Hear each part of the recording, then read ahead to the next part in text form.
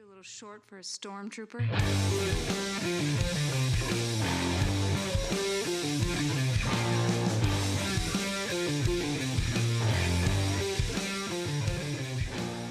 What's up, nerds? Welcome to another episode of the Multiverse Report. Tonight we are recapping the week's nerdy news from the Fortress of Solitude to the spice mines of Kessel and everywhere in between. My name is Mike Gibson. With me as always is Steve Haller. What's up, Steve? Well, I really don't know, Mike. I've been kind of radio silent the last 3 days, so some of the rundown is probably going to be a surprise to me. Yeah, it's not a very in-depth rundown. Is another back to a bit of a lighter week. We had a lot to talk about last week, and I'm sure we'll fill the time as we always do. But I was going to say, get ready for some divergences, folks. There's one specific, very tangible point on this rundown, and I'm sure we'll hit it hard. Oh, perfect. When we get to it. For sure. A programming reminder for folks: we are not doing Loki reviews with the show at present. I know you have not caught up at this point. I have not seen one episode of it. Yeah. Insanely. Yeah. I've seen all three. My wife and I are both enjoying it greatly. We'll probably end up doing a season recap at some point when Mike ends up getting around to watching it. So there's 6 episodes, and probably sometime in November we'll get around to handling Loki. That is a great idea. Yeah, because I have not watched one episode of it. It's either that I've been busy or the fact that it is late October and it is full tilt spooky season, and that is my time. Right, Mike's in his wheelhouse right now. Yeah. So it's hard for me to want to watch anything that isn't gonna scare me or creep me out. Because I was about to say this is our last episode before Halloween. It's not. We got an episode right before Halloween. On the 29th, we'll be doing one next week. Yeah, unless we can't. You're thinking about this because it's the last episode before your Halloween party. Yes, correct. Which is very different, but also equally amazing. But also, yes, and I put way more effort into my Halloween party than I do the actual day of Halloween. Anyone listening who has been to my party will know that. Yeah. I'm an insane person. I decorate my house like I am an insane person. Yes, and I have seen some deep cuts in your pre-party advertisements. So I'm very excited to see where this is going. Yeah, we'll have to report back on that next week. This podcast is brought to you by Funky Town Comics in Camillus, New York. Check them out. They just got a huge load of vinyl albums in, because they're called Funky Town Comics and vinyl, not just Funky Town Comics. They just got a bunch of new vinyl collections in the store. I think they hit the floor this weekend, and they did. A lot of them, a lot of good stuff. Good stuff. I just stopped in. They did get another killer comic collection in too. Yes, I saw that as well. I don't know if you saw the box that Jeff and I were just thumbing through, but probably not. I was in there Wednesday. Yeah. There's like another Straczynski Spider-Gwen cover. There was so much we were thumbing through. A bunch of Incredible Hulk keys, a bunch of Xmen keys. So they're filling the shelves up pretty good there. Oh, for sure. I think a Wolverine 87 #1. Like, yeah, there was some good ones. They had one of the videos I saw them post about the record collections. Chris was just like thumbing through them real quick, and I saw one by a band called NRBQ, which is a band that I love. Yeah. And I love their older stuff, I should say. Not going to do a deep dive on a random band for everybody listening right now, but I mean, NRBQ isn't that random. No, they're pretty random. I feel like they're pretty random, unless you're in like a certain realm of rock and roll fandom. Yeah. But anyway, I didn't see what album it was, but Jesse, if you're listening, if it's still there, maybe let me know what the name of that NRBQ record is, because I have a lot of their vinyl stuff, but I'll take another one if I don't have it already. So anyway, they're sponsoring this podcast, so shout out to them. Go there and buy some stuff, because it's the best comic book store I've ever been to. Yeah. So, try it for yourself. See if call me a liar, but only call me a liar after you've experienced it for yourself. We got any other business to take care of up top? I don't think we do. Right? The local Yeah. stuff. We mentioned the I sponsor think stuff. we're Ready we're to dive within in? we're within a month. So if you'd like to plug any of our listeners in the Capital District, uh, Yes, thank you. yeah, I haven't really talked about this too much, but I have a table at Saratoga Comic Con this November 3rd. 17th, Yes, 17th, that's right. 18th, and 17th. Or no, 18th and 19th. Yes, that's right. I'm getting my days confused because I've just have stuff for every weekend. So the weekend before Thanksgiving, Saratoga's Comic Con is occurring. Yes, and I will be slinging copies of The Amazing Shakes #1 and From the Static horror anthology, as well as some other random stuff, some pins probably, and maybe a couple old toys I got laying around here. Who knows? But mostly comics. And who's going to be with me for at least one day, maybe both days, Saturday and Sunday? Mr. Steve Haller himself.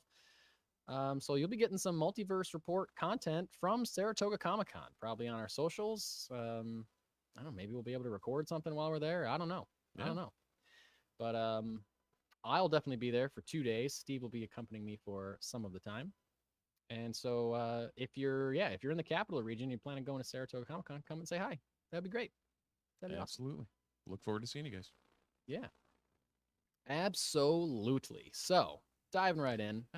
Matt Flint finally caught us live. Welcome to the party, man. Hey, Matt Flint. Matt Flint, loving the art. an incredible artist.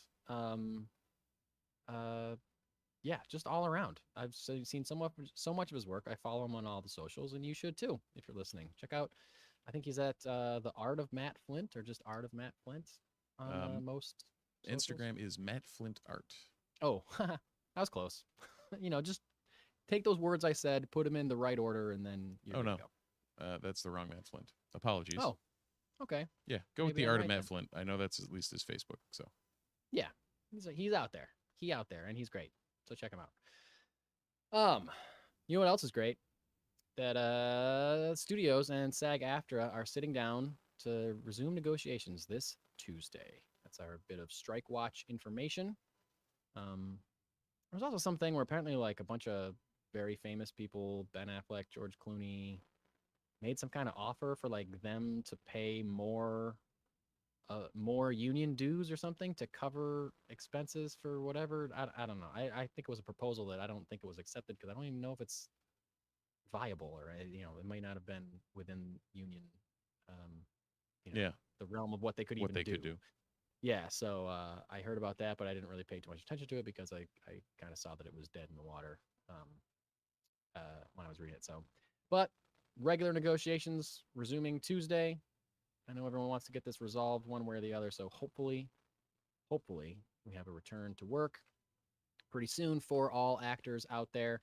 However, even if they come to an agreement on Tuesday, it will not be enough to save Deadpool 3. Deadpool 3 has officially been delayed. The movie has been removed from its May 3rd, 2024 date without being rescheduled because we don't know how long the strike's going to go on still, so we don't know what the post-production is going to look like. They only shot half the movie, I think, so they still got more shooting to do. Yeah, plus post-production.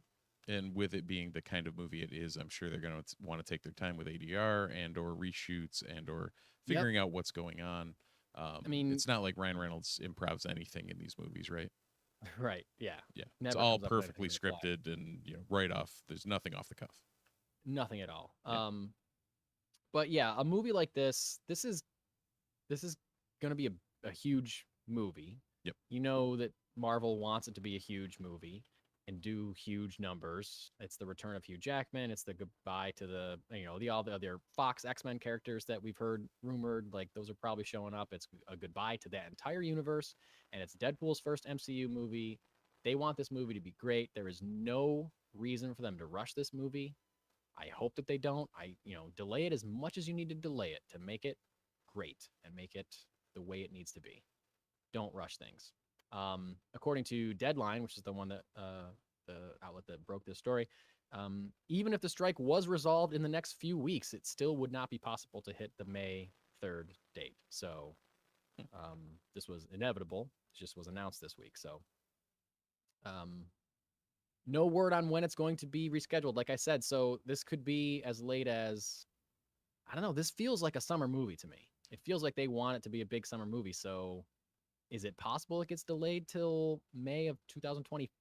I don't know if they want, but then that's going to screw up their whole schedule. I was going to say their whole schedule, but I think the whole MCU is just in chaos kind of right now because of the strike, because of fatigue. Bob Iger saying they're going to spend less money because of, the general rise of apathy towards the MCU that I'm seeing from a lot of people lately. So who knows? I think a movie like Deadpool 3 could certainly be a big shot in the arm to the MCU. So I don't know that they want to wait an entire year to put this thing out. But they, like I said, they do want to make it as good as they can make it. Yeah, I mean, it's not necessarily a tentpole of the MCU or anything, but it's a movie they know is going to make a boatload of money. Yeah, I mean, I think it could become a tentpole of the MCU, though. That's the thing, and I think they think that too. Yeah, and I guess where it establishes the continuity and where it establishes the X-Men, it definitely could have, a major impact on things. Now, that said, if they're moving this, it's probably what New World Order that slots in. Well, that's the rumor, is that it's called Brave New World. Or Brave New World, yeah. Captain America 4, Brave New World, that's being rumored that might take the place of Deadpool 3. However, Captain America 4 was originally slated to be released on May 3rd. And in one of the many release date shuffles we got in the past, it was moved off of May 3rd to July 26th. So if it was moved off of that date, to me, it seems unlikely. Like, there's a reason they moved it from that date. Right. So to me, it seems unlikely that they would be done with it enough to move it back.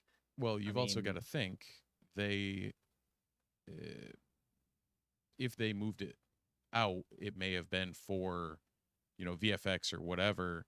And with nothing new filming, a lot of these VFX studios have been, look like they're catching up on all this work. Like when things go full hog again, they're going to be behind. But at this point, they're still, they haven't had too much to work on. Right. They can crank things out now because there's not the feed coming into them isn't as strong as it used to be.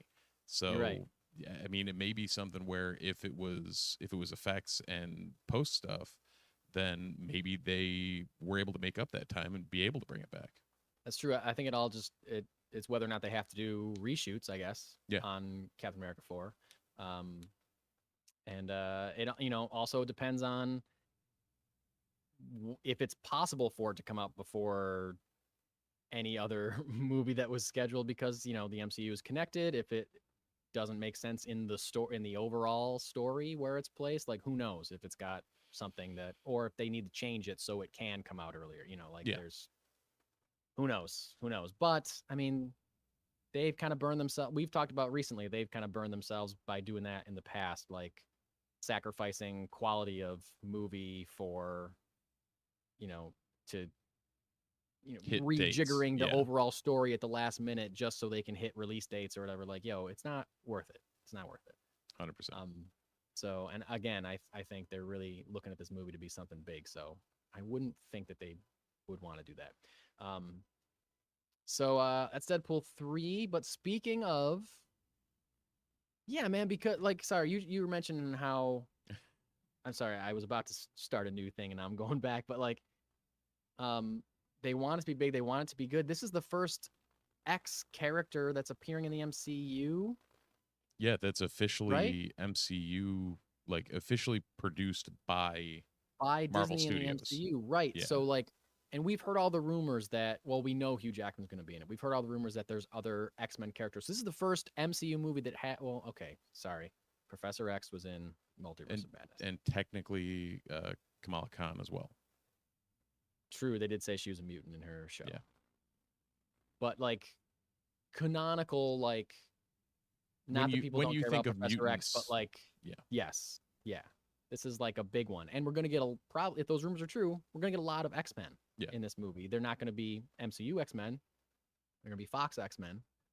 But who knows what else this movie has in store? This movie might lay the groundwork or open the door for the MCU's version of the X-Men. So another reason why they need to take their time and need to make this the right way. And also that maybe they can't, they can't move things around too much if like this is going to be like, oh, by the way, here's a bunch of X-Men in the post-credit scene or whatever, and then whatever. I don't know. But at the same time, like rumors, there's no, like right now there's no X-Men, there's nothing to tie this to a certain point. So I guess you could slot it into the release calendar wherever. It's not like this has to be done that we know of to hit like, oh, this has got to be done before Thunderbolts comes out, which 2 days ago I learned was coming out again. I feel like that one's been lost to the sands of time, but I keep forgetting about that movie. Yeah. And I was going to ask you a question when we get to our next story, so I'll save it for that. But speaking of rumors and speaking of Deadpool 3, if it's do I care, the answer is no. It's not that question. Okay. I think we talked about this rumor recently on the show, right? The Taylor Swift thing. Did we talk about this? I think we did. I know you and I talked about it. I don't remember if we talked about it on the show. I think we hit it on air last week. Or 2 weeks ago or something. Whatever, yeah. Anyway, it's been heavily rumored that Taylor Swift is playing the mutant Dazzler in Deadpool 3. Which her eras to her costume is 100% Dazzler. So yeah, there you go. Perfect. I don't remember. I'm sure I said this the first time we talked about it, but that would be just like the most genius thing that any Disney exec could approve. Right. Do you want to guarantee this makes even more money than it was already guaranteed to make? Okay. Yeah. The popularity of Taylor Swift is insane, and it's not hard. I was about to say it's hard for me to understand. It's not hard for me to understand. It's hard for me to like wrap my mind around just how popular and how famous she is. Like, I feel like she's the first modern musician that is like as famous as the Beatles were when they exploded. You know what I mean? Because like the Beatles were like the biggest thing ever, and then everything got so fractured and divided in like not only like genre and music, but also like now like everyone listens to music in different ways or on different things, and there's so much out there. Like, there's not just like one content funnel of things, but somehow Taylor Swift has eclipsed all that.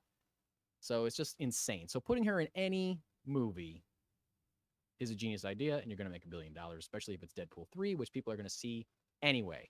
Right. So that alone, sorry, just a big wrap up on that rumor real quick. Director Sean Levy was asked about the rumor that Taylor Swift is playing Dazzler. And about those rumors, he said, they sure are loud, meaning the rumors, and then went on and said, I'm going across the board, no comment, because that's a double whammy. That's Taylor related and it's MCU related. I'm no dummy. You'll just have to wait and see. Smartest things he's ever said. What's that? The smartest thing he's ever said. Smartest thing he's ever said. He's able to plausibly deny that he said anything. He's able to fuel the fire. And he's able to say, no, I didn't say she was in it if she inevitably isn't. And I'm not saying anything. Yes. The power that Taylor Swift wields, if she said nobody can know or whatever, and he slipped up, then she's gone. You know what I mean? Yeah, that's a that's a well-crafted ploy by Levy there. Like, he definitely hit that out of the park. I'm gonna say I think that she's in it. I think this is true. I wouldn't be surprised. I think it's the rumors are, it's Taylor Swift, so the rumors are going to be loud no matter what. But it seems like the rumors, where there's smoke, there's fire, and if she isn't in it, they definitely at least may have approached her to be in it. Yeah. So. Yeah. I mean, there was footage of all of them, like Hugh Jackman and Ryan Reynolds and Sean Levy like hanging out at like a football game or a baseball game or something like not long ago, and that's where this Right. rumor's been around for a long time. We Right. only talked about it after that video came out a couple weeks ago, but like Right. this rumor's been out here a long time that she's been connected to this movie. So, right. Her hanging knows? out with them at that game was like, okay, that's the where there's smoke, there's fire type thing, I think. Yes. Of like, That was yeah, like, now there's I remember that rumor. Now I believe it even.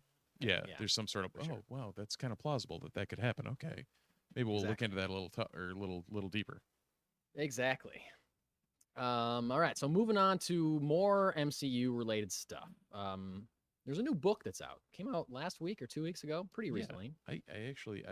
So as a go for it. Oh, okay. It's a book called MCU: The Reign of Marvel Studios. There's 3 different authors. I only wrote down one of the names, Joanna Robinson, she's a contributor to a couple podcasts that I have listened to in the past. She's one of the 3 authors of this book. Apparently, the book is getting really great reviews. It's very in-depth, kind of like study and look about all just the history of the studios from pre-Iron Man, the lead up to Iron Man, and then beyond, and how they took over Hollywood for a long time. Possibly in the waning days right now, who knows? Or just in a reconfiguration right now. I really think, like, looking at what we're about to talk about and just in general, I kind of think the MCU is just really, I think I just said this, but like really kind of just like in chaos right now.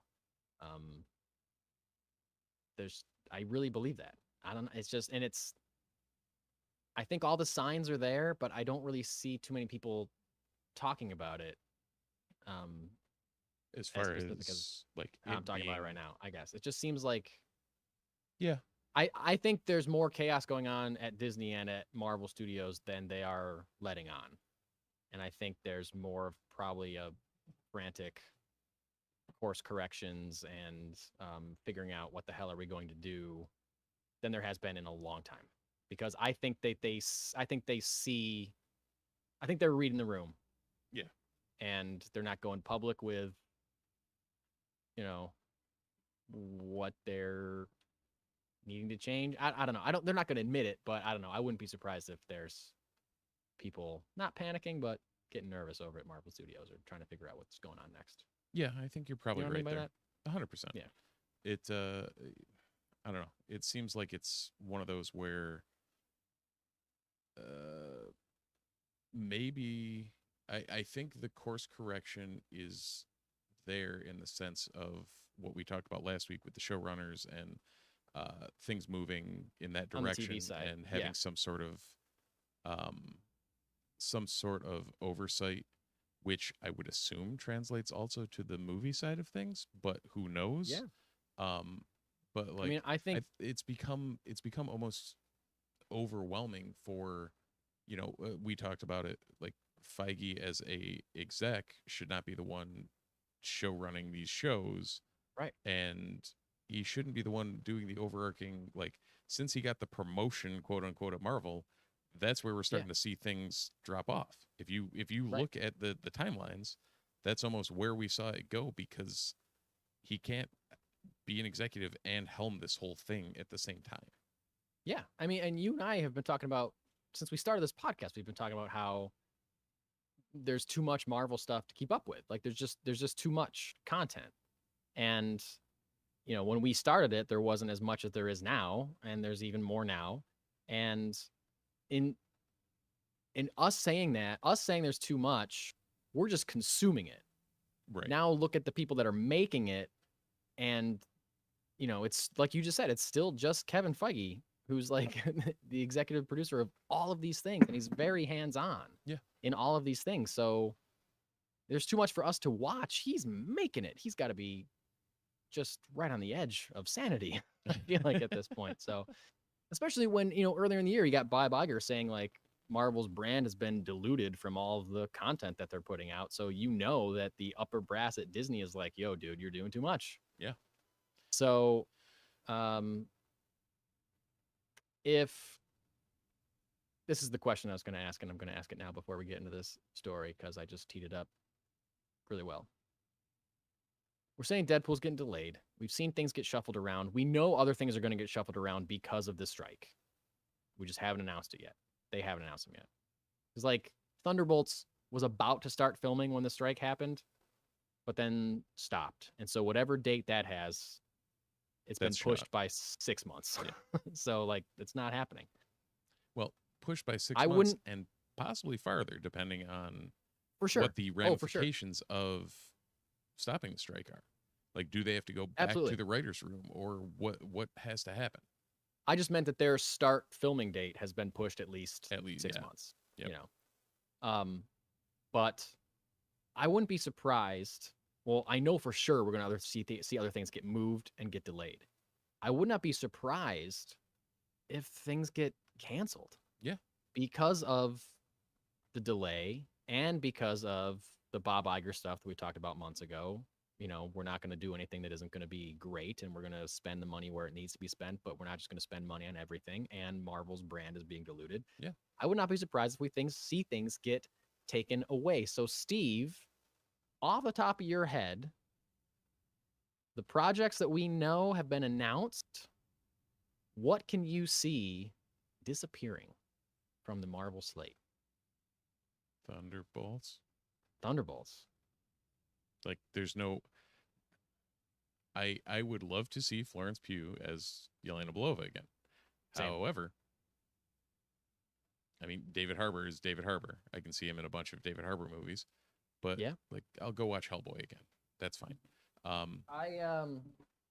I've never seen the David Harbour Hellboy. I have neither. Should watch that. So you said again, knowing that you've never seen it the first time. Okay. I have seen the other Hellboy numerous times. Oh yeah, that's a great one. Ron Perlman does work, but bang up job. Yeah,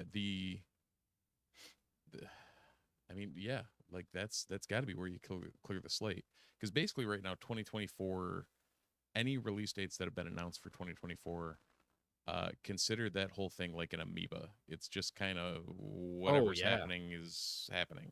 Huge amount of influx. Yeah. On anything that's supposed to come out in 2024. I would say Thunderbolts as well, except for they were so close to starting filming. It seems like they may not want to pull the plug on that because they've already done so much work to lead up to it. I'm looking at Blade, although Blade has Mahershala Ali, Oscar-winning Mahershala Ali attached to star in it, and Blade has been proven as a financially successful film franchise in the past. So that makes me lean away from Blade. But then I think about things we haven't heard a lot about, like Armor Wars. Yeah. Who needs an Armor Wars movie? I don't think anybody needs a movie about people in Iron Man suits when it's not Iron Man. No offense to Don Cheadle and War Machine, but like, I don't think we need that movie. I can imagine that project disappearing, as well as like future seasons of What If, or, you know, future seasons of almost any Marvel television show. I can see not going anymore. I mean, right just now, to save money. And that's not like a standard. None of my critiques here or the things that I'm naming are measures of quality. It's just like, if I need to cut something, what sounds frivolous? The Thunderbolts is kind of number one on that list for sure. And then I go to Armor Wars. Yeah, I mean, the rest of Phase 5 TV, you already have filmed and wrapped Echo, Agatha, and Ironheart. Do any of those get the Batgirl treatment? Wow. I hadn't thought about that, but maybe. I mean, I would have said any of those three if they hadn't already been filmed. Yeah. All of those three seem superfluous and just like filler. Which is fine if they're good, but I don't know. I'm getting to a point where I feel like the shows should just have nothing to do with the movies at all. Like, don't try to tie it in. Just tell me a good story, but I don't need everything to tie in so neatly, because I don't know. Make it more like make it more like actual comics, where there's some through lines, but not everything has like, things get retconned all the time. And think about how much better the comic I'm reviewing later is wildly out there. Yeah. So can't wait. Teaser. Anyway, this is all a digression. As we started talking about MCU, The Reign of Marvel Studios' new book, co-authored by Joanna Robinson. She gave a quote in an interview. She's out promoting the book. She's on a podcast. And she said that there was a, quote, unused quote from Marvel Studios president Kevin Feige. Unused quote.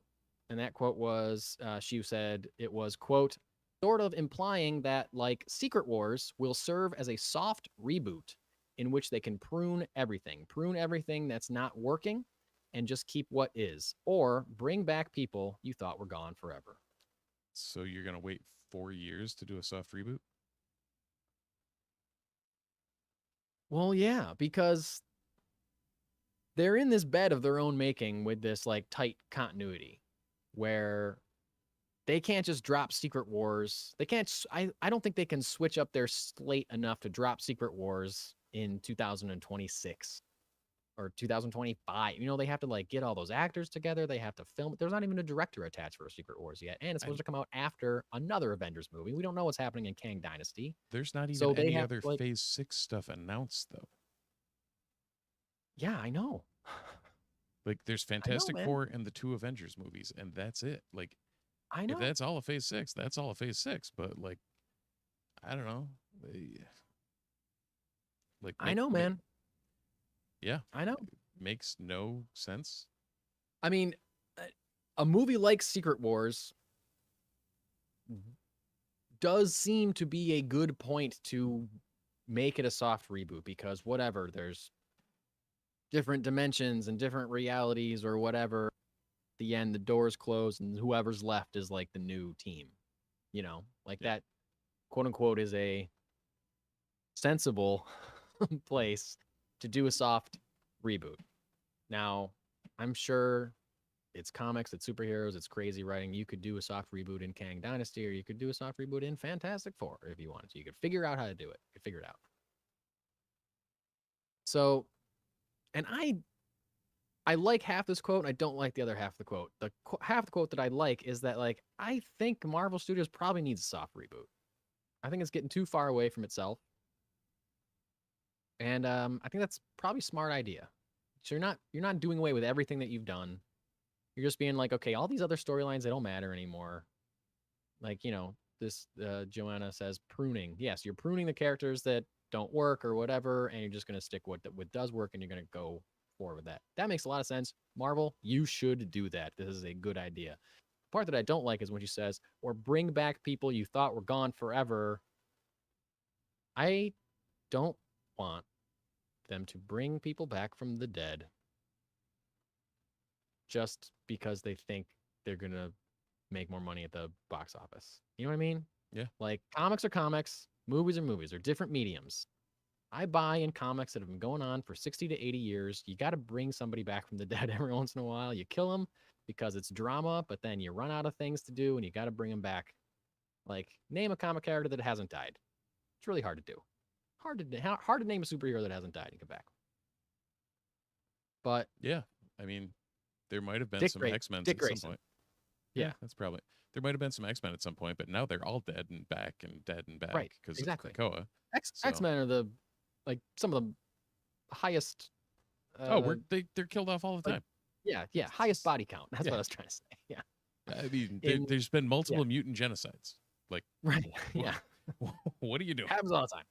It's like, oh, it's a Tuesday. All the mutants are dead again. Cool. Yeah. It's easier for me to accept that than it would be if they brought Robert Downey Jr. back. Like, you know, I'm someone that I miss Robert Downey Jr. Chris Evans is on the books for more, isn't he? At least some sort of appearances. I think so. I mean, I could more excuse that because he's not technically dead in the MCU. True. You know what I mean? You bring back Scarlett Johansson, you bring back Robert Downey Jr. I'm like, come on, man. Yeah. Like, let that story be done and just move forward. Mm-hmm. Move on. Don't just try to retread stuff because you realized it was a bad idea to get rid of them or whatever. You know, like, you know, don't pin the fact that your box office numbers are slipping on the fact that Robert Downey Jr. is not playing Iron Man anymore. Like, you made that decision, you let it go. Like, figure out something else. You know, don't just rehash stuff. That's how I feel about it. Anyway, been talking about MCU a lot. Just quick follow up on something we talked about last week. Steve, you brought up the Marvel's box office had been looking like it was about to underperform. I just wanted to mention the Marvel's box office predictions have increased. They're now expecting a $75 to $80 million opening weekend, which is better than previously reported. However, this book, The Reign of Marvel Studios, also claims that Brie Larson has been, quote, disillusioned with playing Captain Marvel after all the online attacks that came after her after the first film, and she is considering leaving the role. I would not be surprised by that one bit after the absolute barrage of misogynist bullshit that Oscar-winning actor has had to put up with ever since signing on to play a famous and well-known superhero. So I would not blame her one bit for feeling disillusioned. I would not blame her one bit for wanting to not re-up her contract. So soft reboot. I can imagine Brie Larson not being there anymore. So we'll see. We'll see. Yeah, good to see that's gaining a little more traction, though. Yeah. I think both of us are, it's weird because I'm excited to see it. Same. But I also have zero expectations, which might be why I'm excited to see it. Yeah. It's also been a little bit since a Marvel movie. It's not since Guardians, which came out in May. So it's been 6 months since a Marvel movie. So there's going to be some hardcore MCU fans that go. I can't imagine it having a ton of staying power at the box office. Although, I don't know what else is coming out. Dune was coming out around the same time, but Dune's got moved. So I don't know. Maybe it will stick around for a while. I can imagine it having a pretty big second weekend drop off, but we'll see. I mean, that's nothing new for the MCU lately. No, exactly. Hell, that's nothing new for most movies lately, outside of Barbenheimer. Yeah, I know. The summer, we just had a summer of a bunch of incredible action movies coming out, and almost all of them underperformed. So, right. I'd be curious to go back to May and see when we were talking about Indy and Mission Impossible and all these others, everything else that came out, and it's literally nothing made a splash except for Barbie and Oppenheimer. Right. Yeah. Did you saw Mission Impossible, right? Yeah, I did. I thought it was good. Yeah. Good, not great. It wasn't not up to. Well, I mean, it was really good. I would like to see it again. It wasn't. I didn't think it was as good as the sixth one, Fallout. That's probably my favorite one. Yeah. I still remember when you got me back on the Mission Impossible train. Oh yeah, dude. Where I was like, oh, I saw I saw 1 and 2, and then started to watch 3, and I was like, nah, I'm not doing this. No, do it again. Then you're like, oh, well, finish 4 through. No, it was I saw 1 and saw 1, kind of liked it. Saw 2, I don't even know if I got through the whole thing, and then I was like, I never saw another one, and then you're like, no, 3's the good one. Go back and watch that. I'm like, okay. Some people don't like 3. I think it's great. Yeah. Philip Seymour Hoffman's a bad guy. So good. Yeah. And then you're just off to the races after that. So good. Dead Reckoning Part 1. I guess they're movies that know what they are. Yes. Yeah. They're not trying to be something they're not. I agree. I thought Dead Reckoning was very good, although because it is a part 1 of a part 2, I probably said this when I saw it, but I felt like it had to spend a lot of time setting up 2 movies. Yep. But not paying off a lot of what they had to set up. So I feel like the second one is probably going to move a lot quicker and hit a lot harder. And I'll probably retroactively like the first one more. But because things were left open-ended, I felt a little less blown away by it than I would have been for other. Yep. Moving into some DC stuff. This is barely a story, really, but Matthew Vaughn, famed director of films like Lock, Stock, and Two Smoking Barrels, Snatch, X-Men First Class, and the Kingsman franchise. My brain was trying to realize if that was the same Matthew Vaughn I was thinking of. Yeah, same Matthew Vaughn. He's a great director. Says that he has spoken to James Gunn about working in the DCU. This has been a rumor for a while, and he was asked about it recently, and he said, DC has reached out. Gunn and Peter, we've been talking, and they're great. James, he reinvents Superman.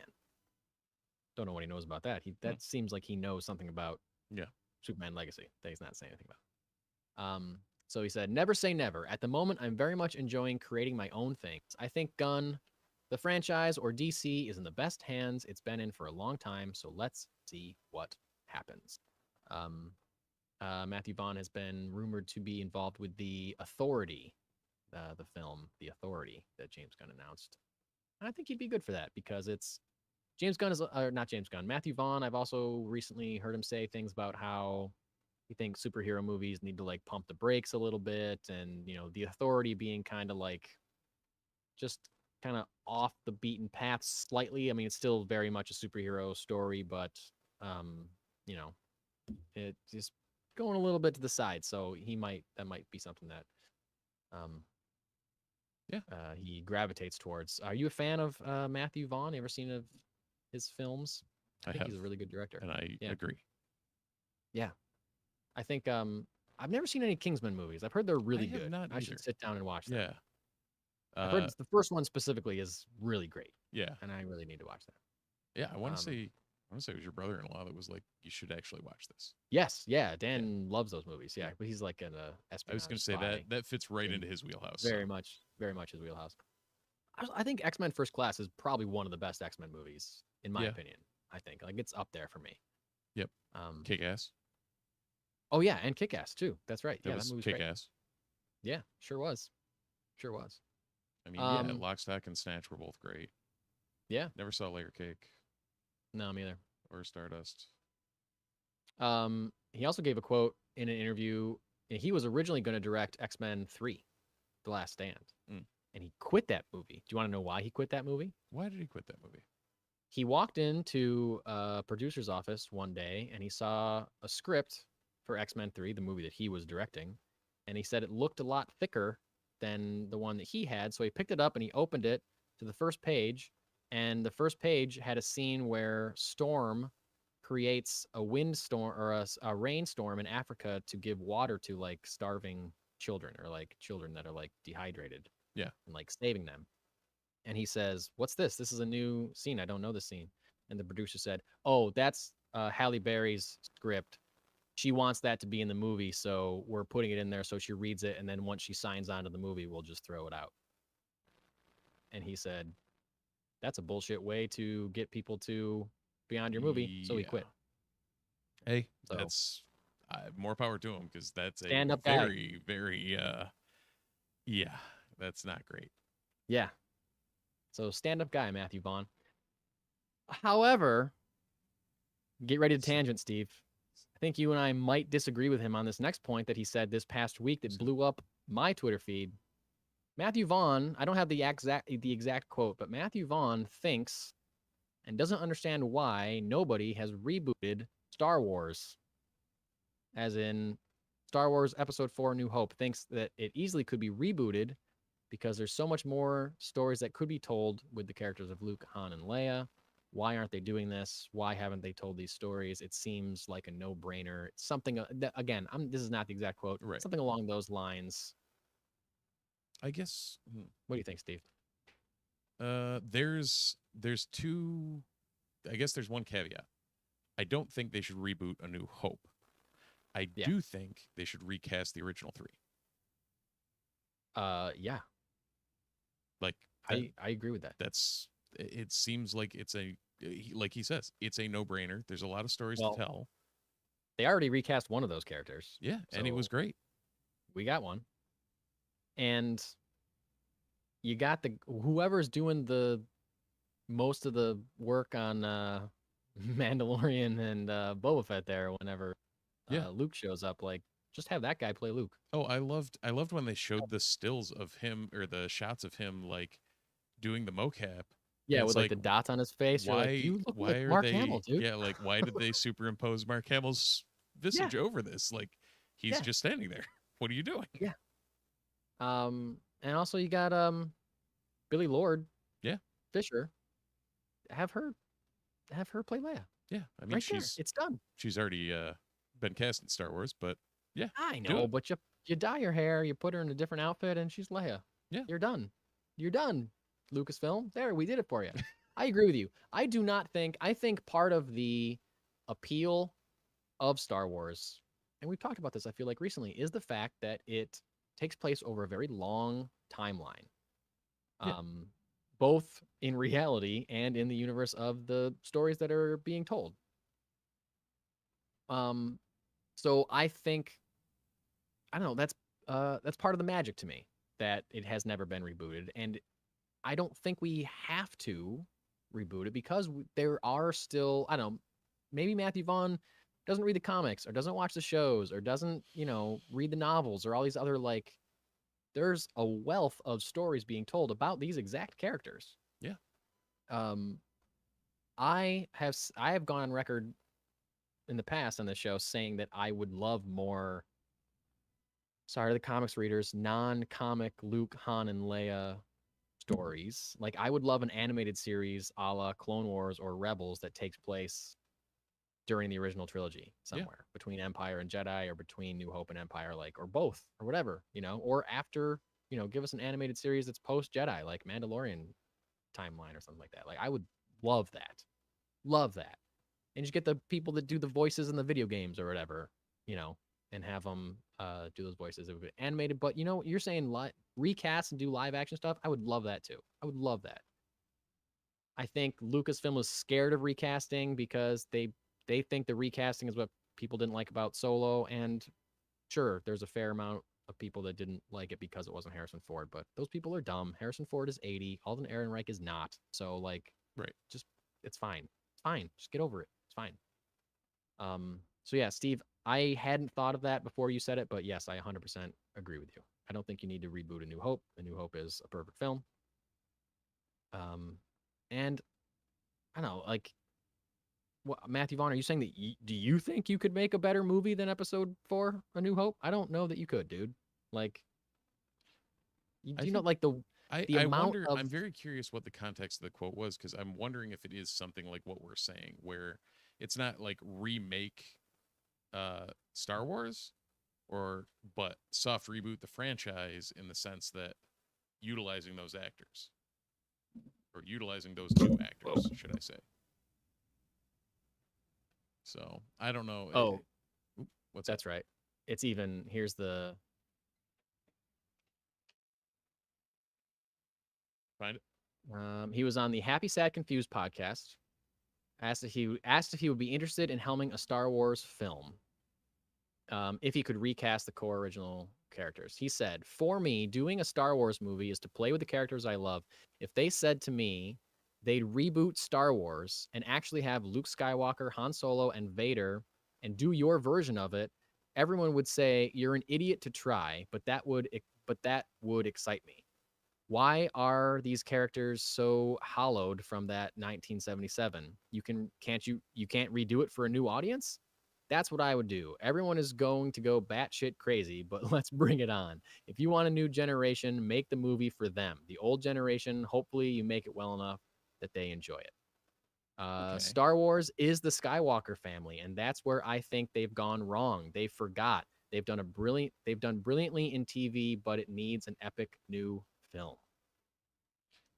So that part is what I think some people didn't like either, because he seems to think that Star Wars should only be about the Skywalker family, whereas a lot of fans are straight up sick of things being about the Skywalker family. I'm not one of those people.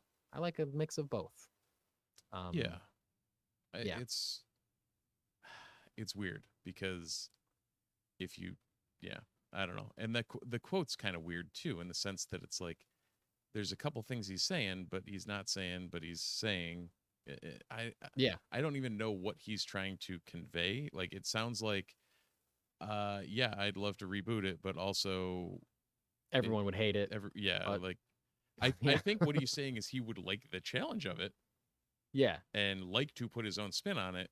Yeah. But commercially, it's probably not a viable option. Yeah. But also, it seems like, go play in the sandbox. Like, I'd welcome him playing in the sandbox.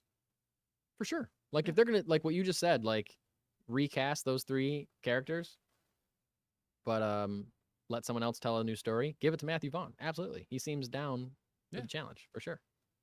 Because even recasting those characters because we know the backlash that people got worked up over with Alden Ehrenreich being Han Solo. You're telling me that, one, he's back as Han Solo plus 2 recasts of the other 2 most famous characters from those movies? Like, some people are going to be out of their minds. I would be out of my mind excited. Some people would just be livid. But, you know, you and I are Star Wars fans that live in the modern world, so we understand that it's impossible to please all Star Wars fans. Yes. But what are you going to do? I forgot Alden Ehrenreich had a hell of a 2023. Yeah, he was in Oppenheimer. Yeah, and Cocaine Bear. Oh, that's right. I forgot he was in Cocaine Bear. Yeah. But yeah, he's in like one of the highest grossing movies of the year. Yeah, so he's doing okay. He's doing fine. And you know what? I'm sure he'll come back as Solo someday. Oh yeah, especially in the if the Glover's Lando series gets, or Lando movie or whatever it is, gets greenlit, like somebody got to play Han.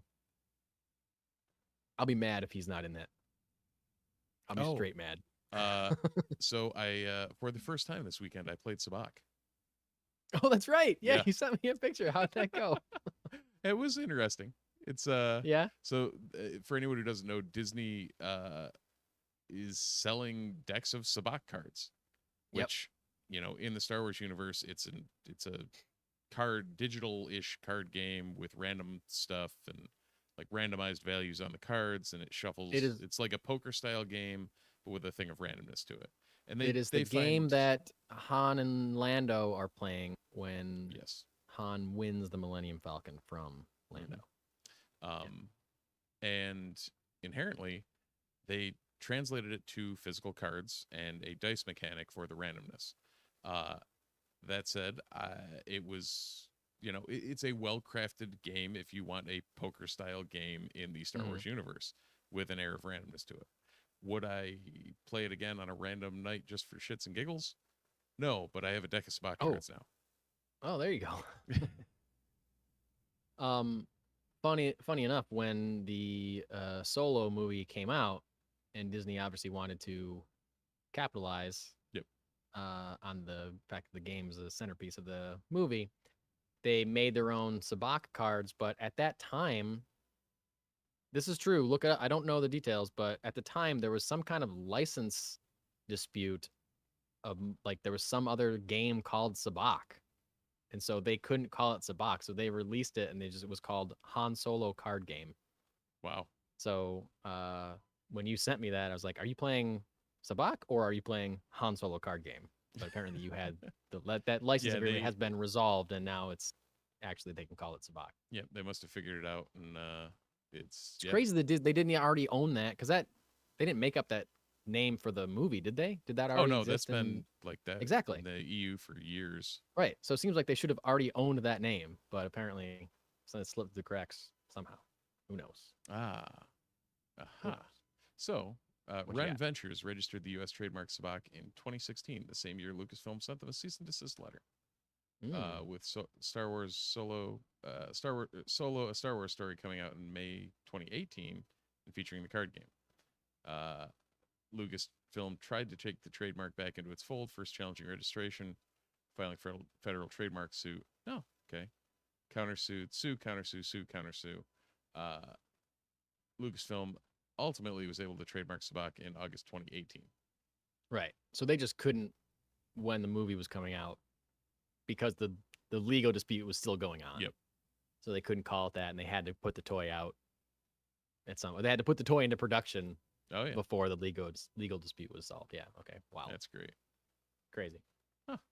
There you go. Well, I would like to play Sabacc someday. So maybe if you ever feel the need.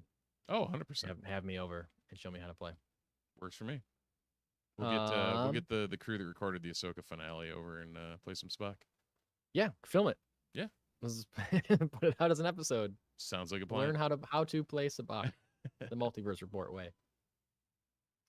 One miscellaneous story that Steve, I'm going to ask you to do most of the commentating on, because I can't really talk too much about it. But a guy named Oliva is going to direct an animated Wheel of Time movie. Wheel of Time is a book series that has had now 2 seasons air on Amazon Prime, and a 3rd season has been announced. The animated film is going to be called The White Tower and will take place in the same world as the TV show and book. However, as an original story, as a prequel set before the events of the book and or the show. The plot is about a young girl discovering she has the ability to channel the one power and must journey to the White Tower in order to be trained. So, Steve, I don't know anything about Wheel of Time. It has been partially explained to me a number of times. I've forgotten all of it every time. I haven't seen one episode of the show, and I haven't read one book. So, leaning on you, what do you think about this animated Wheel of Time movie? I hope it's better than the show. Have you watched season 2? We started it. I knew you weren't hot on season 1. I wasn't amazingly hot on it. My wife liked it as a non-book okay. reader. I feel like a lot of it was divergence from the book, and I think the more I thought about season 1, it wasn't as bad as my brain initially said it was. But just also, not what you expected, right? You know, the standard subversion of expectations, but not the way you want. Not the way you expect. Right. It's almost like they subverted the expectations. I know.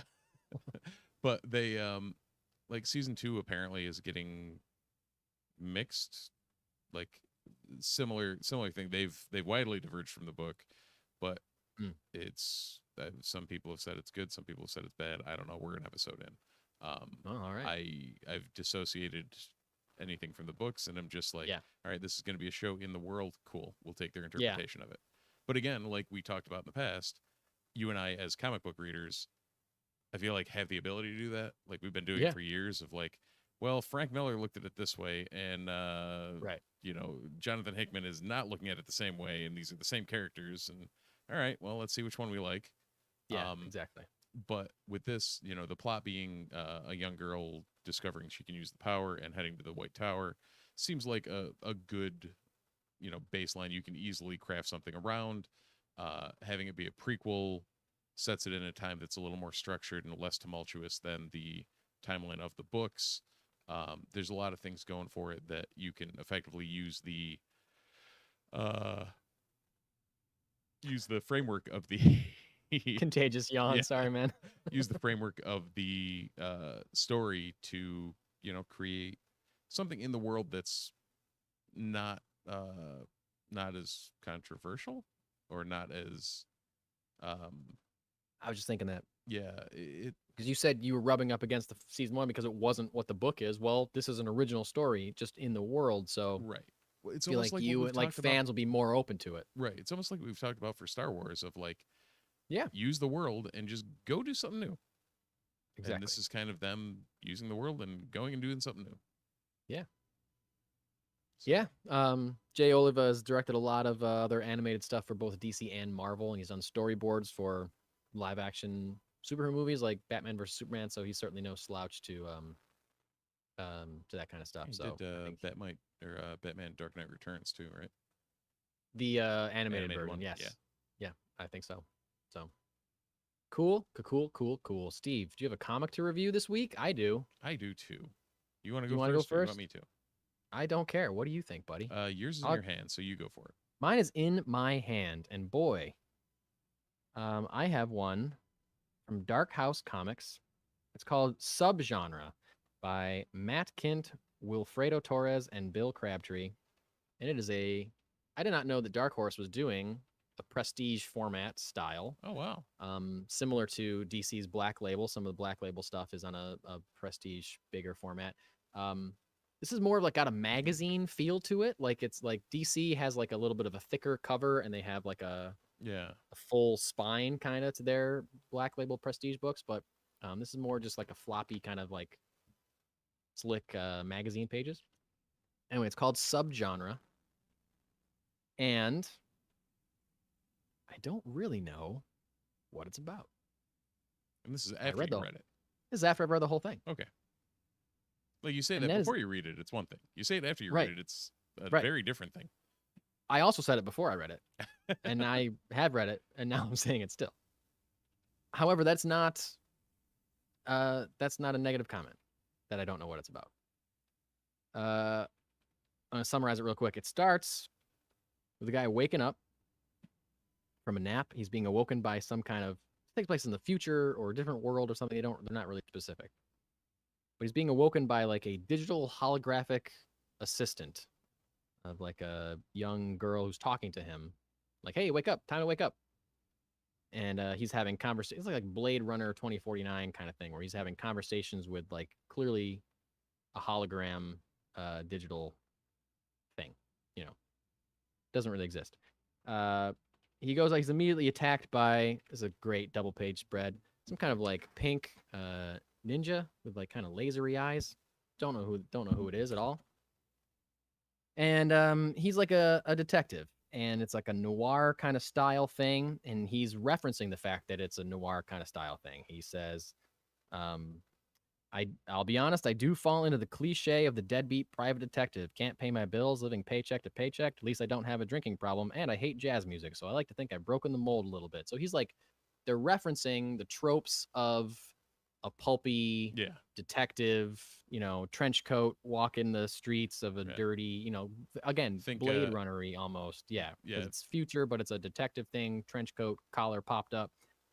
All I'm picturing is the Spider-Man noir reference or when they do the backstories of, all right, one more time.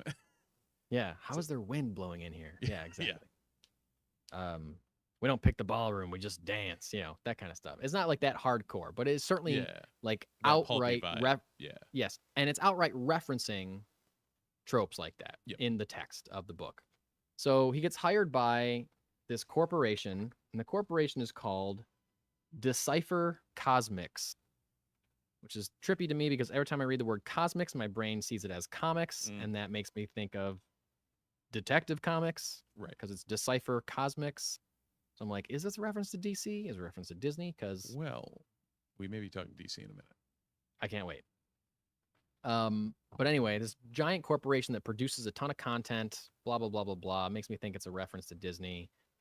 And there's been they found a bunch of those like pink laser eye guys dead in their corporate headquarters, and so he's supposed to investigate who killed all these guys. So he gets a lead. He finds it's a woman, and the woman quit that company. She didn't do the murders, but like the lead was that she was disgruntled and she left because she realized that all of the content that the world loves so much that Decipher Cosmics was putting out was created by AI. So it's soulless, it's lifeless, and it's like just she's so upset that like these books that were like meant so much to her and were changing her life were just written by a soulless computer on, you know, nothing. So they go to investigate, and they find, they go somewhere to try to, I don't know, there's a clue, it's a whole thing. Yep. They find this library of these, like, you know, ancient books. You know, paper books are, like, hard to come by. They're like a commodity. And he finds these, and he's looking at it. He sees himself written on the pages of these books, these stories. He sees drawn versions of himself in these books, and his brain can't read them. He's trying to read these books. He's thinking, why am I in this book? I can't read the title. I can't read the author's name. I can't read anything. He passes out. And when he wakes up like he does on the first page with a little assistant waking him up. But his little assistant is a fairy. And he's like some kind of like Dungeons and Dragons buff character. And he wakes up. Weird. And he's in a medieval tavern with a giant warthog and other like people in togas and shit. And he walks outside and sees more of those pink ninjas with laser eyes. And he's in a different genre of story. And that's when the book ends. So that's like a more in-depth review than I normally do. I kind of like gave away the whole plot of this book, but like. And I still have no idea what it's about. And I don't know what it's about. But I think like this guy is a literary character that's somehow come to life, or is just awakening in different genres of his own kind of. I don't really get what's happening, but it's really cool. And like when it was just like a detective thing and it was referencing itself, I'm like, this is a little too on the nose. It's a little too self-referential. Yeah. I don't really understand what's going on. Like it's like too winky at the audience. Like, yo, I know, I get the tropes of the detective. and you meet the sexy lady that hires you or whatever. Or you're Yeah. trying not to fall in love with your client, like that kind of stuff. I'm like, all right, I've seen this a million times. What is happening here? And I was like, oh, now he's a weird barbarian in Lord of the Rings times or in Dungeons and Dragons or something. So like, okay, now I don't know what this book is about at all, and I understand what they were doing in the first half of the book. I get it, but I don't know what this book is about. I don't know where it's going, but I would like to know where it's going, and you should also like to know where it's going. Again, it's called Subgenre. It's by Dark Horse Comics. Beautiful, prestige, big format, fun to read, fun to hold in your hand. Matt Kent, Wilfredo Torres, and Bill Crabtree. Check it out. They got copies at Funky Town Comics for your own entertainment. So that's mine. Well then. What do you got, Steve? You got a DC book. I do. We're heading to Detective Comics for Justice League versus Godzilla versus Kong. Because Steve, I'm glad you're reading this because I did not pick up this book and I want to know about it, Steve. Justice League versus Godzilla versus Kong. Let's get it. So your opening is Superman and Lois and having dinner, and Superman is proposing to Lois. Ooh. And then the next page. Oh, damn. So as that goes down. For the listener, that is, the next page is Godzilla coming out of the harbor of Metropolis, looking like he's going to devour the city badassedly. Awesome. So from there, it jumps back in time to set up what was happening leading up to this. Okay. So that's your cold open, and then it resets things. So I just pulled up the first names of the people that wrote and did this somewhere and failed miserably because, well, it's Bucalato, Duce, and Guerrero. I will figure out official names on the rest of it. But effectively, you jump from seeing Godzilla in the second page of the book back to the whole setup with the Justice League, and then I don't know what the League of Villains is called in DC Universe. Like if there's a culmination of villains or whatever. Sometimes they're the Legion of Doom. Okay. Most likely the Legion of Doom. Also the Injustice League. Sometimes there's an Injustice League. I think they might have referred to them as the Legion, but like Legion of Doom is the most likely. Yeah. So they're bandying back and forth at various points with figuring out what's going on. Superman stops a giant ape with lasers coming out of it, or Krypton lasers coming out of his eyes. A giant ape that is not King Kong. Not King Kong. Okay.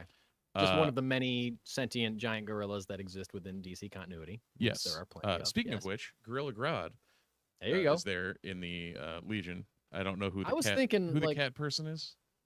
The cat person? There's a cat, a very feline villain. Is it Cheetah? Sure. Looks like it. I Probably can see Cheetah. that. Black Manta, Toy Maker, or Toy Man. Toy Man. Toy Man is a classic Legion of Doom lineup so far. So yeah. And a crazy bald guy too. I don't know where he comes in. Okay. But they effectively try some heists. The Justice League foils them, but is it a mother box? Is that what they're called? Mm-hmm. Gets activated. Wow, they're really hitting all the points of the DC universe. And they get transported to Skull Island. The Legion does. The Legion and the Legion gets transported to Skull Island. Okay. And then so the entire Legion ends up on Skull Island, and Gorilla Grodd and King Kong do their thing. I was thinking, again, I haven't read this issue, but I was thinking that it would be insane if one of the super intelligent gorillas that exist in the DC universe did not communicate with King Kong at some point. Yeah, I mean, Kong. Yeah. With Grodd just standing down there doing his thing. And then Toyman. Still weird to say. Ends up doing some seeing what he thinks is a toy of Godzilla, and apparently Toyman is what activates Godzilla. Oh, okay. So Interesting. you're left with Superman and Godzilla and the Legion on Skull Island, and Wow, that's where it ends, and you're just like, okay, I don't know what happened. It's fixing for a fight. It's definitely, like you said, it hits every trope of the Justice League and Legion of Doom and whatever. Like, there's banter between Flash and Green Lantern and whoever, the whole nine. And you know, overall, it was entertaining. Like, the art was solid. If you like the Justice League or Godzilla or Kong, it's probably a fine read. Like, I enjoyed it. Any kind of crossover like this, the first issue, I feel like, is always like the clunkiest one, because it's got to like do the work to like justify why Godzilla and King Kong are attacking the Justice League, or like they have to figure that out. Like, and that's like in any movie, like Alien versus Predator or Freddy versus Jason. They're like, okay, what's a scenario that makes sense for these two to end up fighting each other, and we have to figure that out and get it all out of the way in the first act, so then the next two acts can be like off to the races. So I assume it's probably the same with this, but that seems like a pretty cool explanation. Oh yeah, no, it seemed sorry, so the splash page with the artist names and whatnot was not in the front of the book, it was on the last page. Brian Bucalato, Christian Duce, and Luis Guerrero on colors. Nice. So awesome. Real, like, I mean, if you like any of the three, I'd say it's probably worth picking up. Like, it was fine. Yeah, I had no qualms with it. A book called The Justice League versus Godzilla versus Kong. I'm reading that for nothing but entertainment purposes. Oh, 100%. I'm not looking for anything deeper than straight up popcorn. Exactly. I want to watch Superman punch a giant mutated radioactive dinosaur in the face. That's all I'm really looking for in that comic. Like, for sure. Like that. Yeah. The next page. Exactly. Yeah. That's exactly what I'm looking for. Yeah. Nothing deeper than that.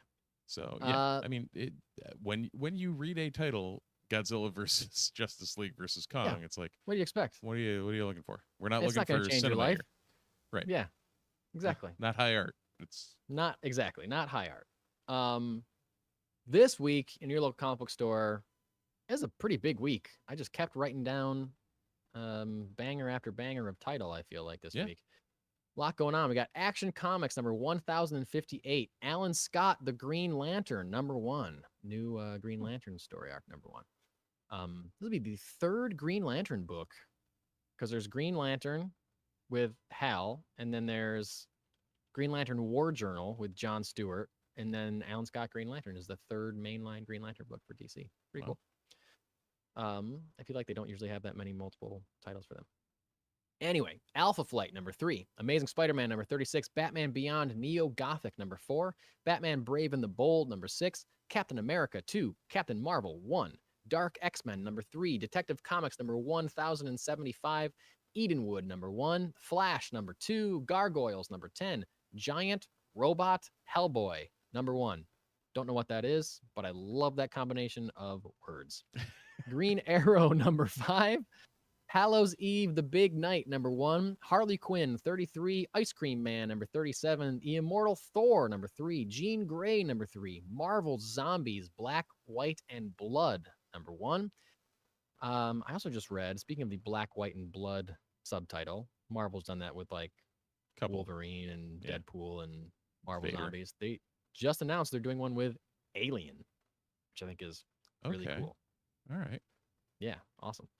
Anyway, Ms. Marvel, The New Mutant, number 3, Power Girl, number 2, Spawn, number 346, Star Trek Halloween, number 4. I think that's the last one of that Halloween Star Trek series they've been pumping out this month. Star Wars Dr. Aphra, number 37, The Prism, number 1, Teenage Mutant Ninja Turtles Saturday Morning Adventures, number 6, Uncanny Avengers, number 3, Unstoppable Doom Patrol, number 7, What's the Furthest Place from Here, number 15, Wonder Woman number 2, and Wrong Earth, We Could Be Heroes number 1. Wrong Earth, shout out to Ahoy Comics, local Syracuse-based comic book publisher. Their new book, The Wrong Earth, We Could Be Heroes, comes out this Wednesday. Steve, you pulling any of these? You read anything? Anything at all? As you know, all the X, Yep. Fall of X still. All those X's. And in all honesty, they've all been solid. You keep saying that. Yeah, I'm glad that they're holding true. Jean Grey is such a weird take on it. It's like her going back through all her past. I can't tell if she's on. Got a lot of past. There's a lot that happened there. So that's the thing. Dark X-Men has been dark, but also X-Men-y, so that tracks with the title. Great title then. Yeah. Yep. Yeah. The TMNT Saturday Morning Adventures is always a fan favorite in this house. Yeah, and, same. Beyond that, I don't know. No, that's I would be curious if that one shot I reviewed last week, the Captain Marvel one shot, whether that leads into this Captain Marvel one or whether this is a standalone. Because if it's something like what was or like that book, I'd be interested in it. But if not, then I don't know. Captain Marvel is so tough to write. It's just like it's effectively Marvel's version of Superman, right? So she's unstoppable, right? Yeah. You can't just have her on Earth because nothing's stopping her, right? And then if you go cosmic, things just get weird. Yeah, takes the right kind of person for sure.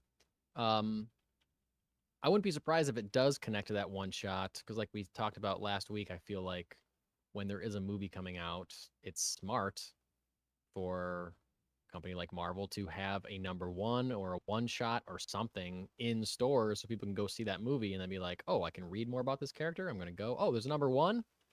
Picking it up perfectly. Steve, did you pick up Dwellings number 2 by any chance this past week? I did. Oh, yes, he did. A cover. Have you read it yet? I have not yet. I've read the first story. Yeah. Oh, boy. Still great. Still nice. Harrowing. I can't get over. I know we raved about the first issue, but people, if you like horror books, you got to get this one. I know it looks like it's drawn. I know it looks like an episode of Dexter's Laboratory, but this, just get it. It will rock you.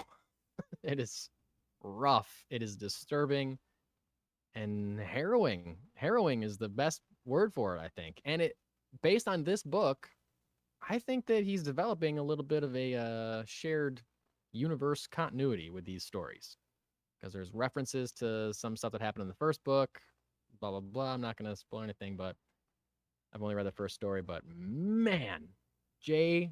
Stevens. This guy is crushing it. Dwellings.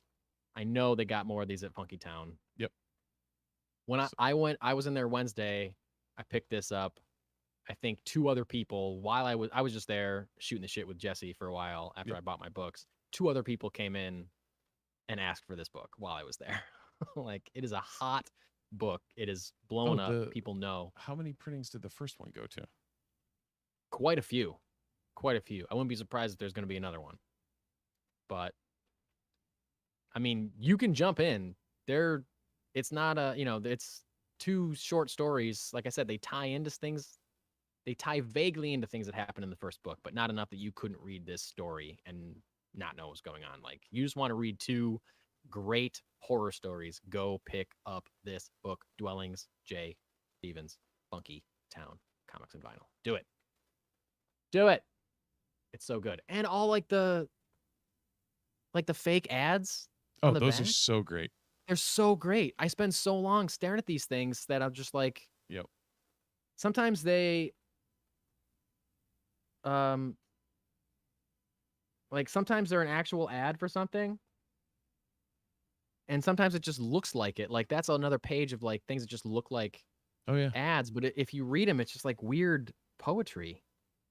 Wuthering, there's little joy in life for me, and little terror in the grave. I've lived the parting hour to see of one I would have died to save. What? Sure. Why not? My God, man. It's so cool. It's so cool. One of the coolest books I've read ever. Ever. Dwellings. Yeah, I'd Get have it. to say, yeah, I definitely 100% one of the most unique books I've ever read. 100%. Yes. Yeah, And oh Jesus, I don't know. I just saw the covers for Dwellings number 3. Ooh, they rough. I went with the A cover. There was a couple cool variants There were, of yeah. 2 at Funky Town. I went with the A cover. I liked they put out a color swapped. I don't know whether it was first printing or if it's a second printing, but it's the A cover in kind of black and red. Oh, and it looks like you mentioned, quite harrowing. harrowing. Much more bloody too. Ooh, more bloody? Yeah. It's pretty bloody. The the cover. The You're saying cover the cover bloody. is. Yeah, the cover is more bloody. Okay, yeah. So, yeah, I can't even. So it's good. so hard to put your finger on the like Dwelling. It's just such a weird ass book. I know. I can't wait to read more of it. I can't wait to read more issues. Yeah. Yeah, don't get me wrong. I'm loving it. It's just weird as shit. It's very weird. But it's also like I want to read it, but I also like I know it's going to be tough. You know? Like it's going to be I mean, scary. It's going to scare me. Oh yeah. I don't know if I want. Yeah. Yeah, like so I got to like work myself up to be like, okay, here I go. Here we go. Here we go. Okay, I'm going to read it. Yeah, like okay, scary stories to tell in the dark has got nothing on this shit. Yeah, I feel like the only way that he gets away with half of this shit is because it's drawn the way it is, like a Disney cartoon or like a Warner Brothers cartoon. Like, yep. Yeah, I think that's got to be it. I would love to. For anyone who's not read any of it or knows anything about it, the synopsis from Simon & Schuster, the publisher: welcome to Elwich, an oasis of small-town perfection where the schools overflow with cheery-eyed children, lovingly adorned homes line the historic boulevards, and only the crows can see the deep, festering rot that lurks within the pristine surface. Murder, demonology, possession, obsession. Elwich has them all to offer. And behind every dwelling awaits a horrifying new story to be told. Shock, terror, and wry humor pepper every page of Emmy Award-winning, Eisner Award-nominated cartoonist and animator Jay Stevens' Dwellings. And that is a damn good synopsis. It really is. It really is. I would love to pick his brain about the concept of this book. And who knows? Hey, someone in the who chat, knows? Hunter Iggy in the chat's asking on apparently on Wonder Woman Day, which was yesterday. Did not know that.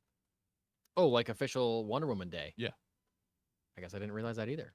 Oh, was that the was it the anniversary of the Linda Carter show? I feel like I saw something about that this weekend. Yeah, October 21st, so I don't know. Debut.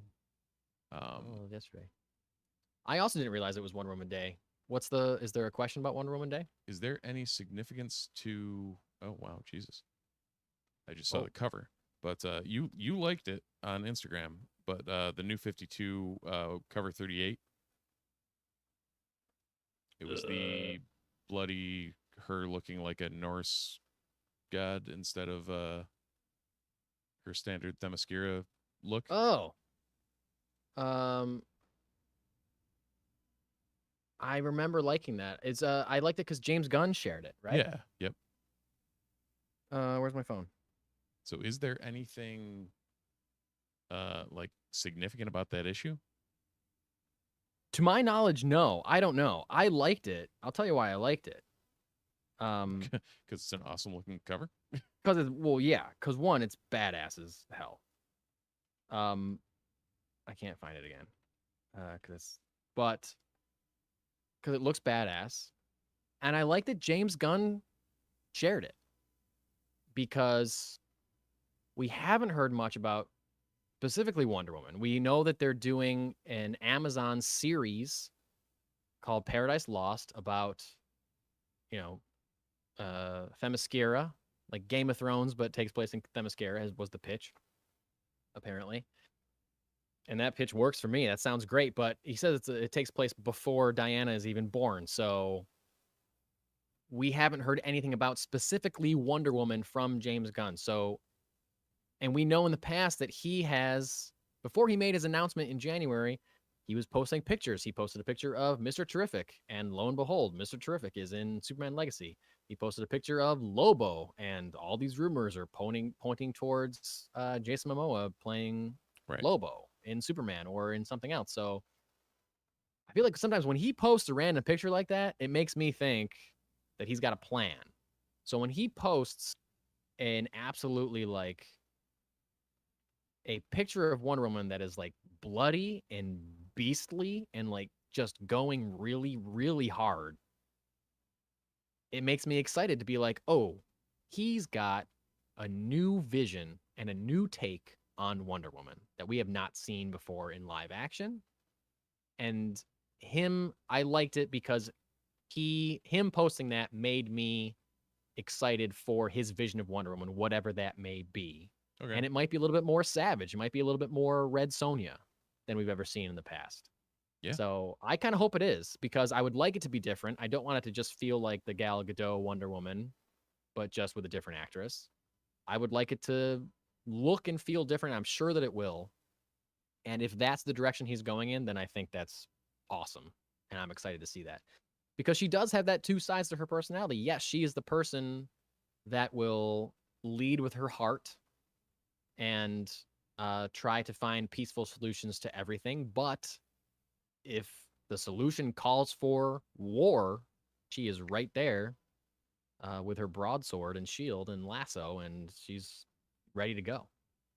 You know, she does what the situation needs. So for me, it wasn't a specific significance to that issue, but the significance of James Gunn posting it. Gotcha. Is why I was excited about it personally. So the other thing that came out of it was Asa Gonzalez. Apparently, it was the top liked reply, but she is a Mexican actress and singer who apparently was in Baby Driver and some other things, and there was some rumors that may have, or that sparked because of that. Oh, that she's gonna play Wonder Woman? Yeah. So, don't know where that went or whether that's got any legs to it, but yeah, I don't know. There's always options, and we'll probably hear more once the SAG-AFTRA strike comes to an end. Isa Gonzalez, I find her to be a incredibly attractive woman. She was in just full for admitting I have a huge crush on her. She was in she played the Selma Hayek role in the From Dusk Till Dawn TV show, which is awesome. Okay. If you've never watched that, that is a great series. There's only 3 seasons. It is great. The first season is like the movie retold with a little bit extra at the end, and then the seasons 2 and 3 are just out there bananas. She's in all 3 seasons. She's great. She has been rumored for a number of DC roles. I think she was rumored she might have been in the running for Catwoman, for the Batman before it went to Zoe Kravitz. She was rumored to be up for that. She was also in Godzilla vs. Kong. Yes. So I think she's a pretty decent actress. You know, Godzilla vs. Kong doesn't really show off her range. Similar to the conversation we just had about the book, you don't really go to Godzilla vs. Kong looking for an Oscar performance. I don't know if I see her as Wonder Woman, though. I mean, maybe. I don't know. I would trust James Gunn. If James Gunn sees her as Wonder Woman, then I would trust him. Yeah. But yeah. I don't know enough about Wonder Woman or her. Yeah. Yeah. So I know more about Wonder Woman than I know about. I don't know that I see her. I would take her as Wonder Woman. Sure. So from the chat, Catwoman? I would love her as Catwoman. For sure. Like because I guess you're right. I hadn't thought about that. But yeah, we're talking about how we're going to have 2 different Batmen. Yep. we're gonna have a lot of different Bat characters. We're gonna probably have 2 different Jim Gordons. We're probably gonna have 2 different Selena Kyles. So yeah, I mean, if she was up for the Batman, if she was up for Catwoman in the Batman, I can see her easily being a front runner for Catwoman in a different franchise or a different movie. Brave and the Bold. You want to give her Selena Kyle? I would love her as Selena Kyle. I feel like she would be a better Selena Kyle than she would be as Wonder Woman. And I think I'm saying that just because I'm most familiar with her in that From Dusk Till Dawn series where she was a vampire who, you know, killed people. So I can see her leaning more villainous than leaning more Wonder Woman. Model of purity. Yeah. Exactly. yeah. Yeah. Cool. Well, love the chat asking questions. Any more questions from the chat? That's what we got at present. So I think we're running close on time, seeing we've already gone an hour and 36. Hour 36 we've been talking? Sorry, an hour 30 on the recording. We had then we have to be done. That's way too long. That's way too long. What is this, a Star Wars special? No, this has got to be done. An hour and a half. My God. Okay, and we thought it was a late week. This thing up. So yeah, I did. But hey, thanks to anyone in the chat for asking questions. That's really cool. Yeah. But we got to wrap this up. It's too late. That's too long. Well, if you want to come back and check us out in the chat again, we'll be back next week at about 9:30. There on or thereabouts. Usually it's close to like 9:40, 9:45, but whatever. Our Halloween special. But you know what? If you like and subscribe to us, you'll know when we go live, and you'll know when I schedule stuff on the old YouTubes. So feel free to check those out. Like, subscribe, leave a comment, as people have been doing. Also, feel free to subscribe on your podcatcher of choice. Leave a review. Leave a 5-star review, and we'll read it on the air. And we'll go from there. Yeah, and if you're used to watching us on YouTube and you want to just check it out on podcast, switch over to that too. Subscribe to that. If you are listening to us, but you want to see what our beautiful faces look like while we're talking, then watch us on YouTube. Subscribe to us on YouTube. Like, you can do both. You can subscribe to both. That'd be great. And it helps us all around. So all that, and I guess we don't have anything else. So until next time, thanks for watching. Thanks for listening. And we'll see you in the multiverse.